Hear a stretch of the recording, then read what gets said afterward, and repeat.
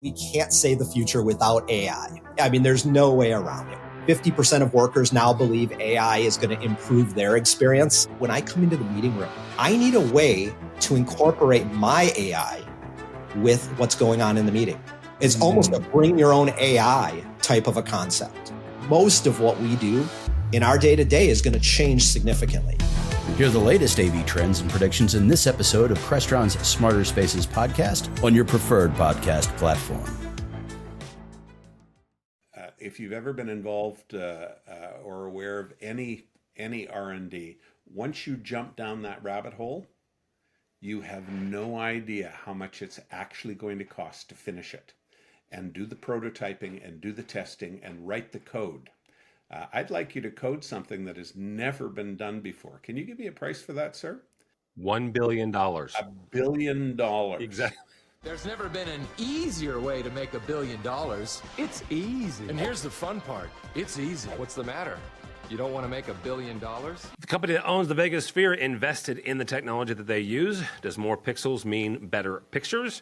And leveraging spatial audio in meetings. All that and more. Next on AV Week. This is AV Week, episode 643, recorded Friday, December 15th, 2023. Investing in AV. This is AV Week, your weekly wrap-up of audio-visual news and information. My name is Tim Albright, and I am your host. With us to discuss the news and information we have gathered this week. First and foremost, Britt Yenser from Moravian University. How are you? Hello. I'm doing well. How are you? I am fantastic. You should also listen to her podcast, The Brave Space. We'll talk about that at the very end. Mr. Brock McGinnis from Nationwide. Welcome, sir. Always terrific to be here, Tim. Thank you for having me back. Absolutely. And Brock's, if you're not watching the video, Brock's shirt is much more colorful than mine. I don't even know. Was that coral? Yes, or some such. Salmon? Some such color. I made a conscious attempt today, Tim, not to wear purple because I know how much that sets you off. I appreciate that. Last but not least, it doesn't really. Mr. Steve Kawasaki, a young man I have not seen for a minute, but now he is with our friends over at the farm. Welcome, sir. Thank you. It's a pleasure to be here. Good to see you. Good to see you. All right. First story. You can find it on AV Magazine, and I'm not sure where else you could find it because God love our friends over in London. They've taken a very interesting interest in the MSG sphere. So much so that they went down the road of SEC filings, the Security and Exchange Commission's filings. So the AV Magazine folks took a look at some of the filings by the MSG Sphere. Apparently, the Sphere took an innovative approach to its technology procurement by acquiring equity stakes in two key suppliers, audio systems provider Holoplot and the LED display builder Seco Technologies. They did this not this year, but in 2018 and 2019, just as the plans were going out. The 2018 MSG acquired 25% of Holoplot. In 2019, they acquired 30% of Seco. The timely investments allowed the Sphere to secure quote-unquote cutting-edge AV solutions from these best-in-class partners, while also capturing some of the value derived from being the showcase site for their groundbreaking technologies. Okay, so I'm going to give you my opinion at the very end here. Britt, I'm going to start with you on this. Me? I'll start with Brock. What does this do for all the positive PR, all the positive press that both companies have gotten from the opening of the Sphere? I think an investment in very small manufacturers who are designing very custom product for a one-off application makes perfect sense. Both of these companies will have come back to the Sphere and said, first, you're out of your mind. And second, do you have any idea what it's going to cost to develop product that is just for you? We want a check this big just to get started. And the smart folks at MSG, when the Sphere went, happy to, but we want a piece of the action and we want to be able to watch our money because we don't want to give you those millions of dollars up front and then have you fail. And I don't think that the sphere and the technology that has been developed for the sphere would have happened in any other way. Not surprised to read that at all. There were a number of other very prominent audio manufacturers that turned down the opportunity to develop the sphere because it would have consumed all of their engineering resources and probably a good chunk of their R&D and research or working capital just to make it happen, if it could happen. If it could happen.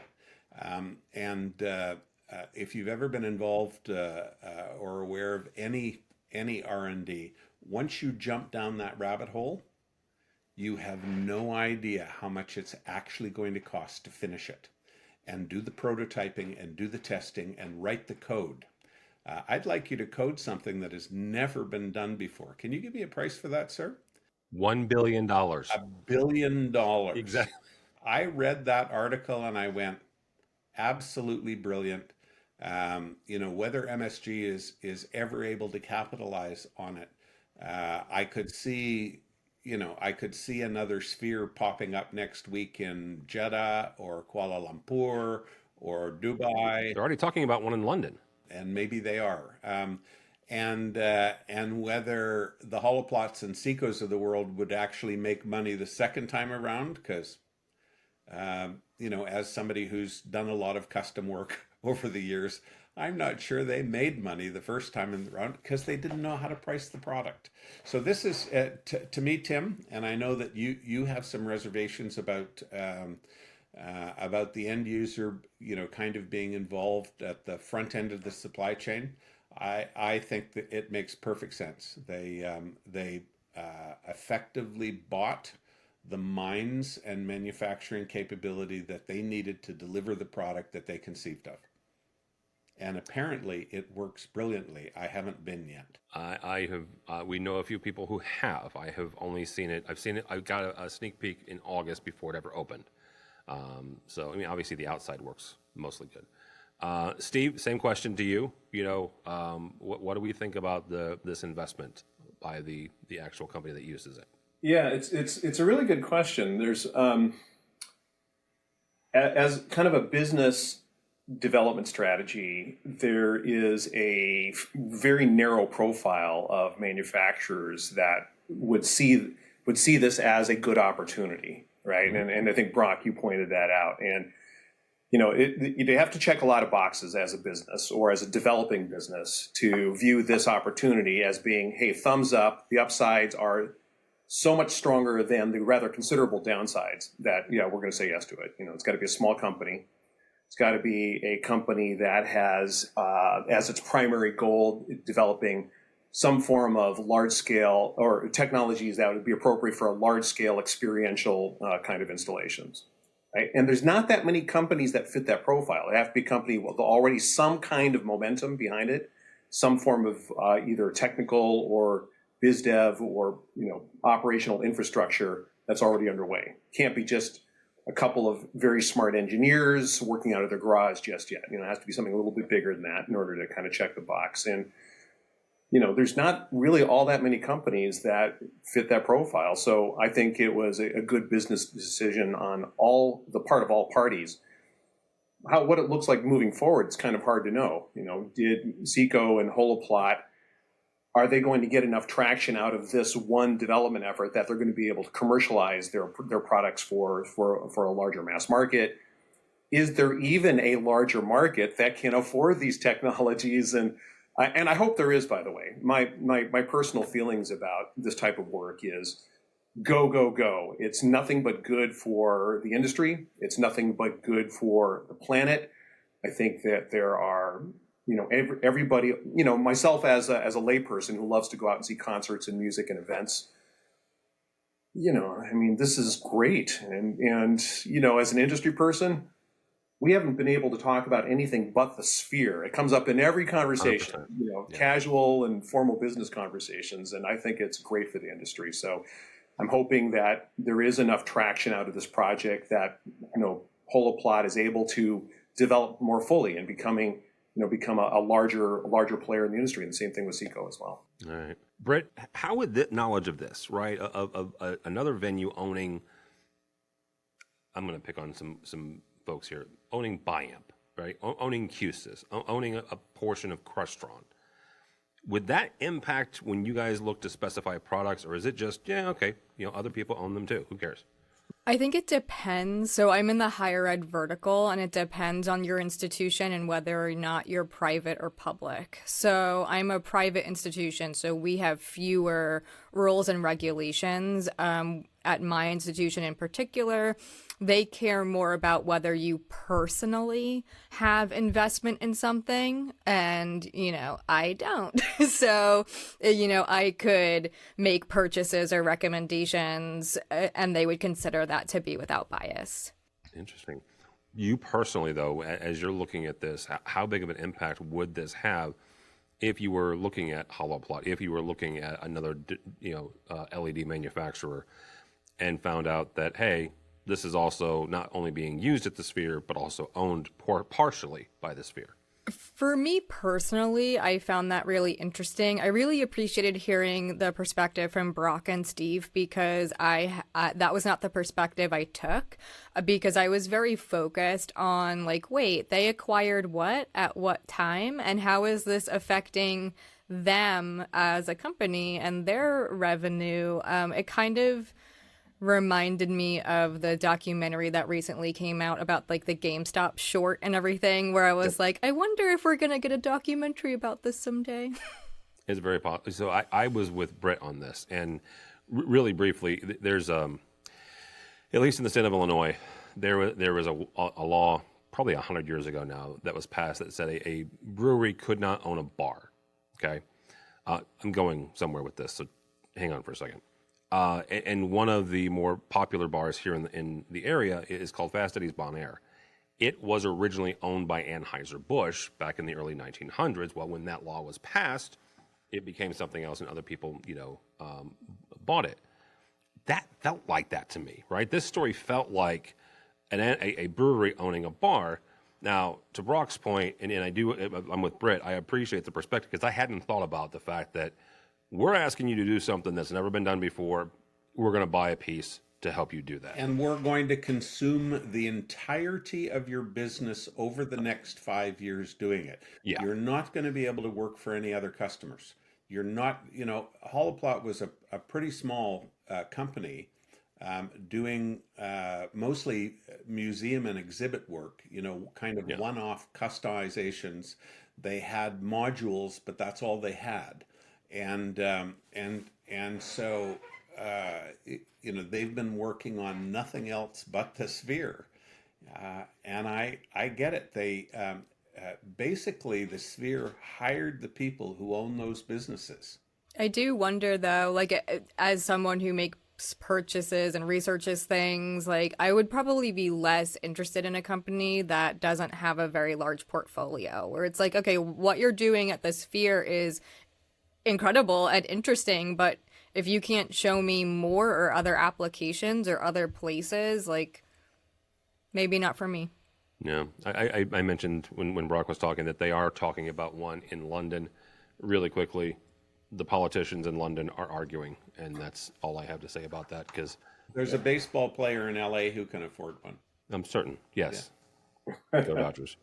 Hi, this is Jennifer Goodyear and Erica Carroll from the Women in AV podcast, where we are encouraged by the incredible stories of women in AV. Listen in on fun, empowering conversations as we chat with inspiring women, breaking barriers and creating their own path in the industry. Check out Women in AV on avnation.tv or wherever you get your podcasts.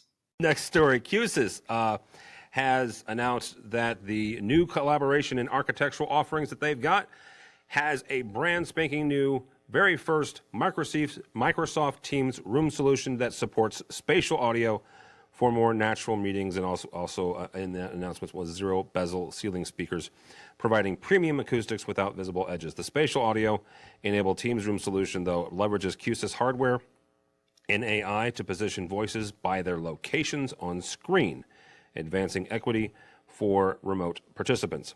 Vic Baggett from QSYS said, quote unquote, spatial audio is another example of the advanced features and functionality QSYS brings to elevate experience.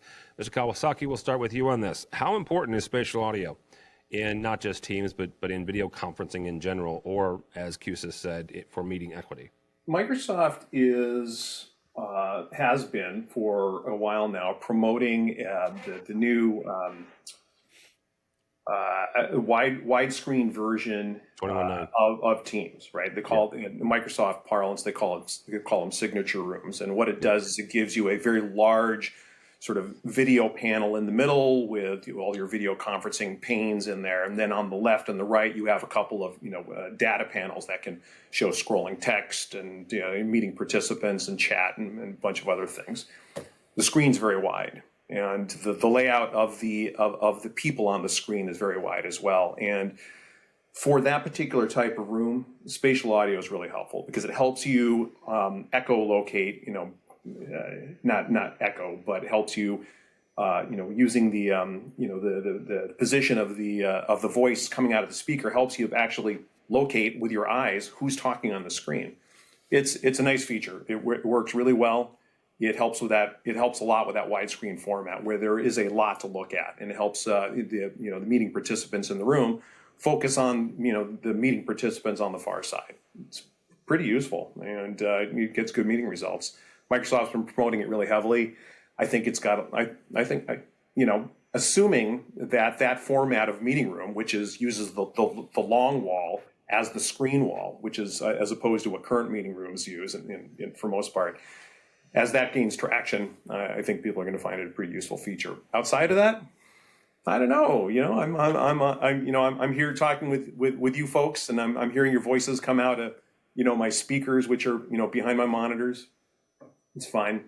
I'm looking at all four of you right in front of me, and I know who's talking. So it's in the smaller format room, not a ton of value. I appreciate you said assuming that's going to take off, because who knows? I mean, they've been talking about 21.9 for 2 years, dude, and some folks have gotten into it, right? You've got multiple absolutely. display manufacturers who have. Now we've got audio in it. Britt, same kind of question. Whether it's a classroom or it's a meeting space, how big of an issue is, or how big of a benefit is it for spatial audio and locating where folks are talking from? I mean, I don't think it hurts, right? But I don't know how necessary it is. I kind of take issue with the idea that it is helping with meeting equity. I understand why they would say that, and I understand why it's important to be able to see who's speaking and everything, and have great quality audio, but I think that meeting equity is not something that can be solved with technology, really. Like, meeting equity is the person running the meeting and whether or not that they're running that well and making sure people are included and those like soft skills sort of things. I don't know how much technology can help with something like meeting equity unless you're taking like very human skills into play.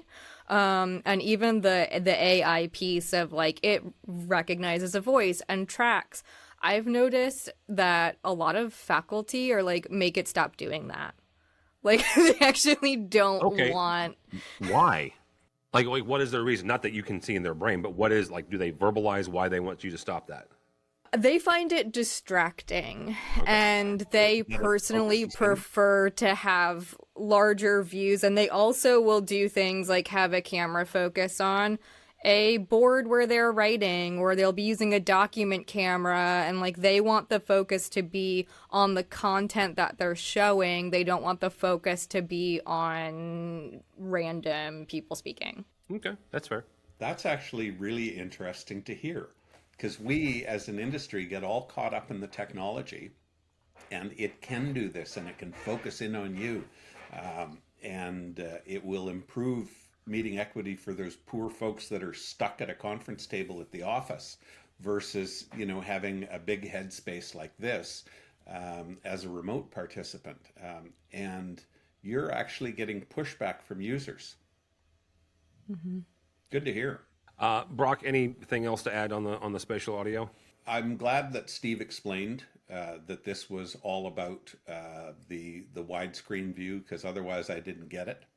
I mean, Britt's got AirPods on, and there's spatial audio in those.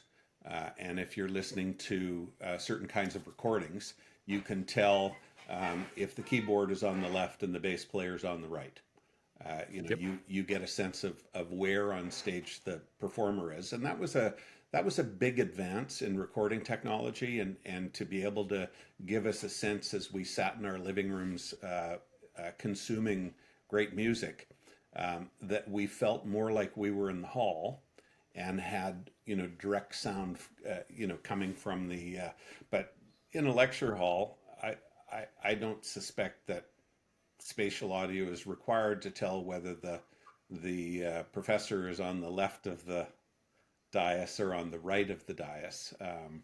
And I'm not sure at a meeting, other than getting people's attention up from their phones, which they tend to be on during meetings anyway, it will have a great impact. But it's there, it's part of the audio toolkit for a lot of recording capabilities, and why not toss it into Teams and be able to market it? Final story comes to us from our own AVNation website, and I am incredibly jazzed to do this. A young man that I've been after for a while to write for AVNation, his name's Robert Heron of Heron Fidelity, and he wrote his very first piece. He dives into screen resolution as he aims to define what quote-unquote HD means, which I freaking love. 720, 1080, 4K, whatever, non-4K, UHD, all the jazz. He dives really deep into the pixels and as well as the horizontal approximations, respectively, throughout the different ones. More pixels, according to Robert, also enable viewers to sit closer without discerning individual pixels. However, even 8K resolution, offering 33 million plus pixels, is wasted unless optimized by factors like contrast, color accuracy, and advanced formats. Thus, impressive pixels remain fundamental to displays, but realizing their full potential requires both pixel quantity through high resolutions and pixel quality for a truly immersive viewing experience. Of course, Mitchell will put a link to this on this episode's page. Britt, first question for you on this is, how do we communicate to the decision makers that more pixels is not inherently better, right? And I say decision makers. Britt works for a university. She's a decision maker, but she has people above her, right? And this goes back 100 years when I was a tech manager. We had a lovely president, and God loved Dr. Chapman. But when 1080 came out and then 4K came out, he had to have it because it was bigger and better. Not because it was useful in the application, but because he wanted his professors to say, we have 4K projectors, right? So, Britt, how do we communicate that to the powers that be? Yeah, I think we just have to, can we share this article with them? I love this article. Like, it was... Please do. So good. It was so well written, and like it was technical without being overly technical. So like shout out for that. But I think the biggest thing is to keep their focus on the end in mind and what solution they're trying to get to. You know, it's like, okay, if that is your primary content, if these are the things that you want to show, then this is the best way to display it. And the best way to display it might not be like 8K, you know? So just having that conversation of like, what is it exactly that you want to do? Okay, then this is what we can do, because I don't need a 4K projector to show the VHS tape that you ripped, right? In 1989. Oh, no. She said two things there. Hang on. She said two things. The VHS that you ripped. And I'm laughing because I know exactly what she's freaking talking about, because we may have done the same thing when I was at the college. I won't tell you the last time I got a VHS tape rip, but it wasn't a long time ago. All right, Brock, help me here, because I can go down that rabbit hole really quickly. What is the balance here, right? What is the balance between more pixels is better and actually impacting the experience? So as an integrator, the balance ends up being in cost. Okay. The conversation that we have to have, and I'm in the middle with my team now of designing an auditorium for a healthcare center that is going to have a combination of self-serve events, but also technician-operated multi-camera, fundraisers and public community events. And as soon as we go to a 4K camera architecture, one, they need to hire a makeup artist because it's a big difference putting a camera of that capability on a ordinary presenter at a podium. But the complexity at the control position becomes horrendously costly. Am I now running an NDI workflow and having to take separate feeds, for regular Zoom meetings and training presentations? And as soon as that's 4K, that architecture is full digital and 4K.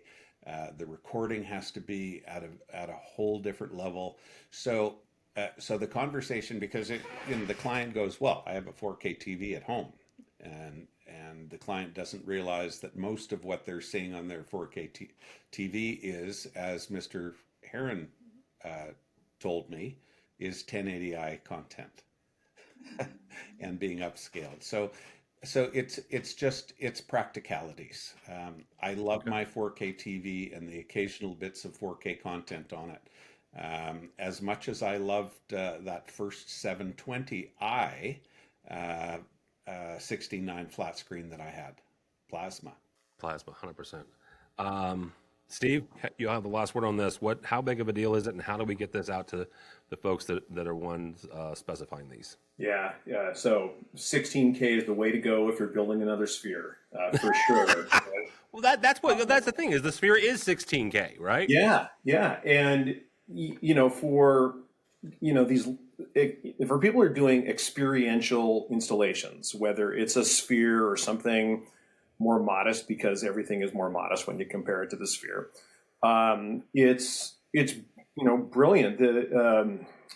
Somebody told me recently that the human eye has the ability to resolve up to 200 million pixels. Okay, so 16K is what, 120, 130 million pixels, somewhere in that range. So you're getting actually close to, at that point, the ability of the human visual system to, past the point of where the human visual system can resolve it. And we're talking about full field of view here, right? Not just partial field of view.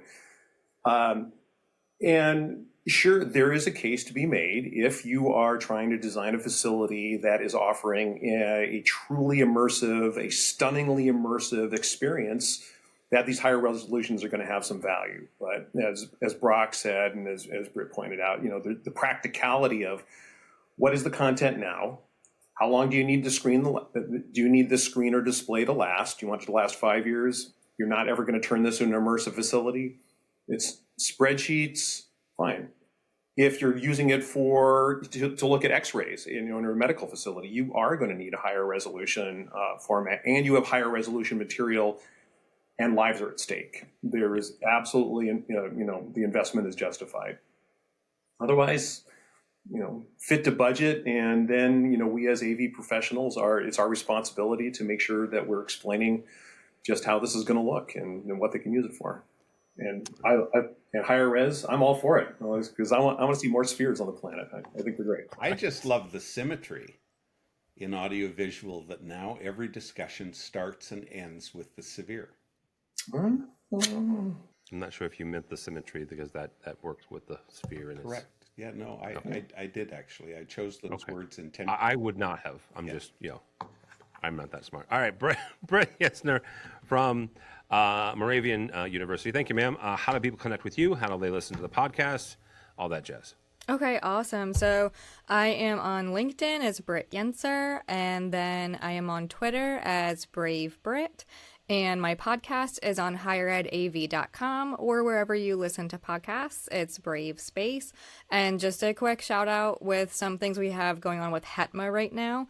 We do have the Technology Scholarship open. So Aurora donated money for end users, quote unquote, people in the higher ed vertical to upgrade their classrooms. And we actually recently advanced or pushback is the word I want. The due date for that, it was originally December 31st to apply, but you now have until January 31st to apply for the Technology Scholarship. And you can find that on higheredav.com. And the PRISM Scholarship is also open right now. So the PRISM Scholarship is for people in the higher ed vertical who identify with an underrepresented group. So really quickly, because, God love, Paul Harris and the Aurora folks. Talk for a second about what the Technology Scholarship is for. Like, if I'm applying for it, what am I saying? What am I trying to do? I mean, obviously upgrading our system, but what is the criteria? Okay, so what I have in the scholarship application here, which is available on higheredav.com, is that it's available to all nonprofit institutions of higher ed. And training will be provided on the equipment from Aurora. All equipment awarded through the scholarship must be maintained for a minimum of 5 years. So ultimately, what you'll do when you see this form is explain in the form what upgrades you're looking to do and what technology you're looking for, how you think it will help. Very cool. All right. Like I said, Mitchell will put a link to both of those on this episode's page. Mr. McGinnis, thank you, sir. Always good to see you. How do people connect with you or Nationwide? I'm on LinkedIn, Brock McGinnis, and you can contact me through Nationwide, nationwideav.com. And of course, every 6 weeks, I'm here on AVNation with Tim. You are. Mr. Kawasaki, so good to see you, sir, after a while. How do people connect with you or the farm? They can find me personally on LinkedIn at Steve Kawasaki, and you can contact the farm at thefarmav.com. All right, very good. When you do, tell Kelly Perkins we said hey. I certainly For will. me, for Tim Albright, don't follow me on anything. There's no telling what I'll say. But go by the website, if you would, please, avnation.tv. That's avnation.tv. You'll find this program and a host of others. Two important things going on right now. Number one, the AVNation Reader's Choice Awards. The nomination process is open. So go tell us what the best of 2023 was, whether that's the best education or who you think the AVNation AV Professional of the Year should be. Second, if you're going to ISE, Integrated Systems Europe, which happens the 30th of January through the 2nd of February, come by, grab a drink on us, on HD Base T, and on our friends at Commercial Integrator. The tweet up is coming back, or not coming back, it's continuing at ISE. It is the 30th of January from 4 to 6 CET in the HD Base T booth. So you can register for that at avnation.tv as well. So all that and more at avnation.tv. Thanks so much for listening. Thanks so much for watching. That's all the time we have for AV Week.